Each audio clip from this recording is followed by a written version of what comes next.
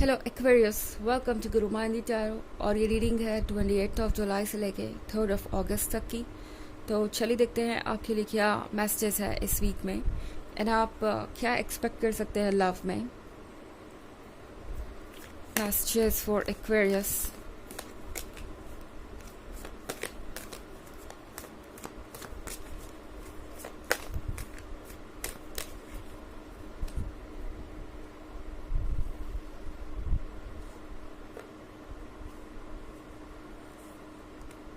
Lady,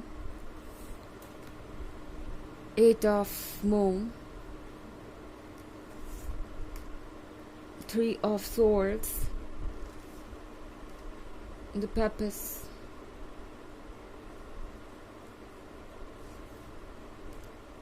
Fortune's Wheel। Okay, तो हमारे पास है 3 of Swords। 3 of Swords के साथ एक्वेरियस, ऐसा लग रहा है जैसे कि आपने इस पर्सन को बहुत ज़्यादा ट्रिगर कर दिया है, या यूँ कहूँ कि आपने इस पर्सन को इस तरीके से आईना दिखा दिया है कि अब ये पर्सन अपने मन के अंदर के जेलसी को, अपने मन के अंदर के डाउट को, इनसिक्योरिटी को, फियर को बिल्कुल भूल नहीं पा रहा। ऐसा लग रहा है जैसे कि सब कुछ सरफेस पे आ गया।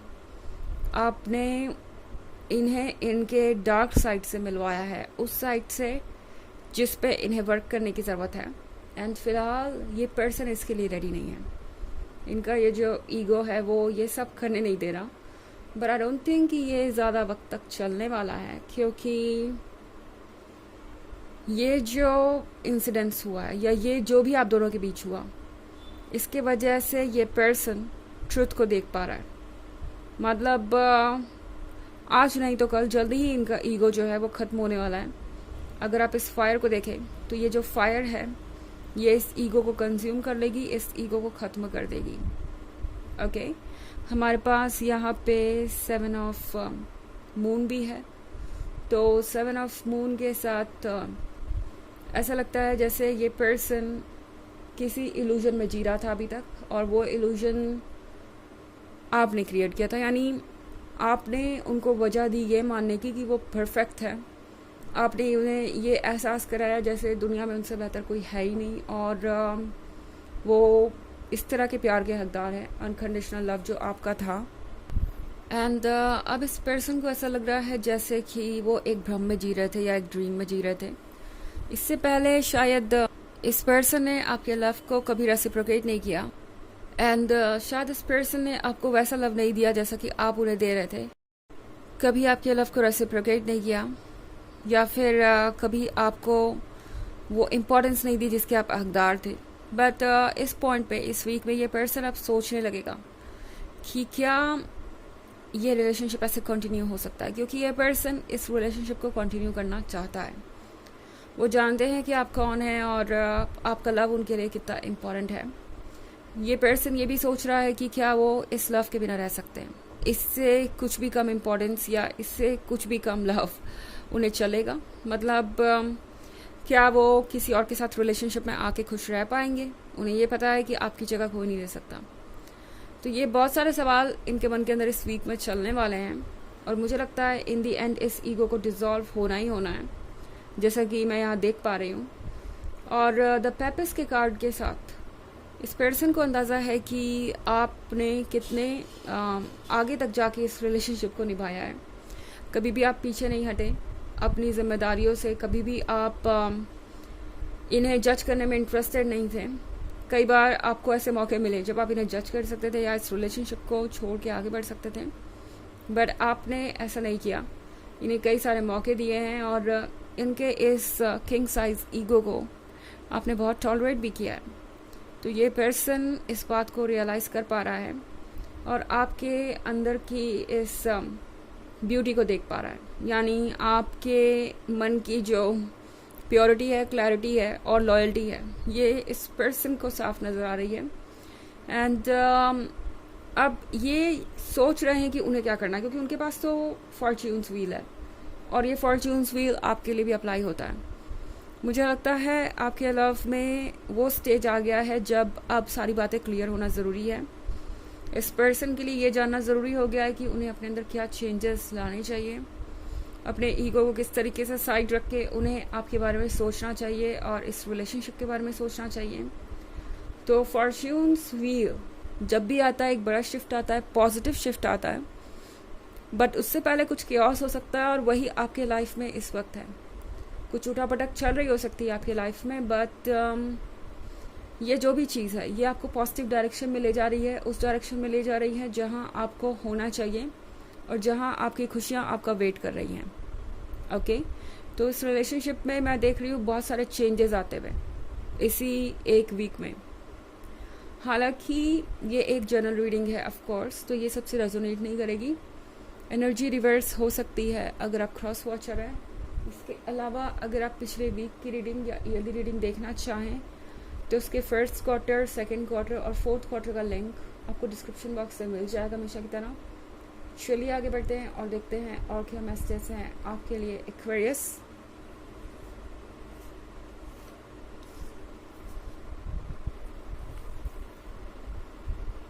Six of Stars, Seven of Stars, Alchemist, Six of Moon and Ace of Cups. Okay. तो हमारे पास है six of stars. Six of stars के साथ ये एक स्टोरी है, एक बहुत अच्छी स्टोरी, बाधाओं से आगे बढ़ने की, अपनी सिचुएशन से लड़ने की और कुछ अकॉम्प्लिश और स्टैब्लिश करने की, जो आप अब करने वाले हैं। ओके, फॉर्च्यून्स व्हील आपके लिए नए रास्ते खोलेगा, नए दरवाजे खोलेगा। तो अगर कोई ऐसी बात थी जो आपको परेशान कर रही थी और आप सोच रहे थे कि पता नहीं इसका सॉल्यूशन क्या होगा या आप इससे कैसे डील कर सकते हैं, क्या ये कभी ओवर होगा या नहीं, ये वीक है उस बारे में बात करने का, ये वीक है उन इशूज़ को सॉल्व करने का। एंड आप जो भी इस वीक में करेंगे आप देखेंगे कि आपको उसमें सक्सेस ज़रूर मिलेगी, फिर चाहे वो कितना भी टफ काम क्यों ना हो, कितना भी मुश्किल क्यों ना लग रहा हो। हमारे पास सेवन ऑफ स्टार्स भी है। सेवन ऑफ स्टार्स के साथ आई थिंक लाइफ इतनी आसान नहीं है जितना कि आप सोच रहे थे, मगर डेफिनेटली ये इतनी मुश्किल भी नहीं है कि आप कभी वो ना कर पाए जो आप करना चाहते हैं। मतलब ये सब शायद मैं इसलिए देख रही हूँ आपकी रीडिंग में इस वक्त इस तरह की एनर्जीज, क्योंकि आप एक बहुत टफ टाइम से गुजर रहे हैं। आप में से ज़्यादातर लोगों को लग रहा है कि ये कभी एंड ही नहीं होगा, बस आप कोशिश करते जाएंगे और इसका कोई नतीजा नहीं निकलेगा। बट मुझे ऐसा नहीं लगता, क्योंकि एल्केमिस्ट के कार्ड के साथ बहुत सारे चेंजेस आ रहे हैं। पहले से ज़्यादा वाइज हैं, पहले से ज़्यादा समझदार हैं, आप भी और ये पर्सन भी। एंड जब भी ऐसी सिचुएशन आती है तो वो कुछ नया ट्रिगर करती है, कुछ नया चेंज लेके आती है। वो चेंज हमारे लिए बहुत ज़रूरी होता है, क्योंकि वही हमें आगे के लिए प्रिपेयर करता है। तो ये जो कुछ भी हो रहा है समझ लीजिए कि ये फॉर्च्यून्स व्हील के साथ आपके ब्राइट फ्यूचर की तैयारी है, उस वक्त की तैयारी है जब आप अपने ड्रीम्स को जिएंगे। ये भले ही कितना भी मुश्किल हो, मगर इसका जो रिवॉर्ड है वो इतना अच्छा होगा कि आपको लगेगा कि हाँ, जो भी हुआ उसका एक मतलब था और वो बिना किसी वजह के नहीं हुआ, और आपको लगेगा कि अगर आपने इतने एफर्ट किए तो आपका रिवॉर्ड भी वैसा ही है। फिर हमारे पास है यहाँ पे six of moon. Six of moon के साथ बहुत सारी पुरानी यादें भी मैं इस वीक में ताज़ा होते हुए देख रही हूँ। तो शायद आप दोनों ही इस वीक में बहुत ज़्यादा पुरानी चीज़ों के बारे में सोचने वाले हैं। आप एक दूसरे के बारे में ड्रीम भी कर सकते हैं। एनर्जीज ही कुछ ऐसी है, आप ज़्यादा वक्त एक दूसरे के बारे में खुद को सोचने से रोक नहीं पाएंगे। यहाँ मैं बहुत अच्छी बॉन्डिंग देख रही हूँ। हमारे पास फिर यहाँ पे है S of cups. S of cups के साथ आपका फ्यूचर बहुत ब्राइट है। ज़रा देखिए खुद को, आप किस तरीके से शाइन कर रहे हैं। इस पर्सन को भी ये लाइट आपकी दिखाई दे रही है। एंड ये एक ऐसा फेज़ है जिसमें आपके पूरे नज़रिए बदलने वाले हैं, आपके और आपके इस पर्सन के। ओके, आप दोबारा से शायद ये प्लान करेंगे कि आपको किस तरीके से अब एफर्ट्स करने हैं ताकि आप इस रिलेशनशिप को सक्सेसफुली आगे बढ़ा सकें। चलिए देखते हैं आपके लिए ऑरेकल मैसेज क्या है।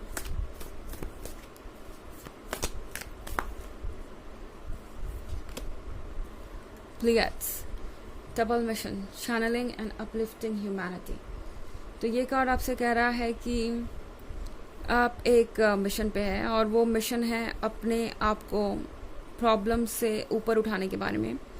ये मिशन है अपने आप को उन चीज़ों से फ्री करने के बारे में जो आपको पीछे खींच रही हैं या जो नेगेटिव है।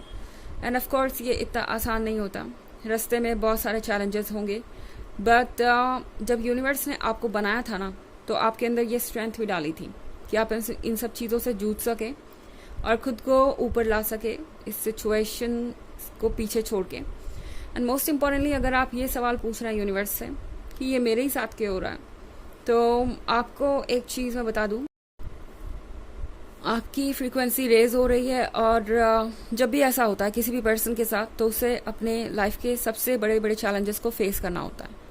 तो ये है रीडिंग इस वीक की। आई होप आपको अच्छी लगी होगी। Thanks for watching. Till next video, bye.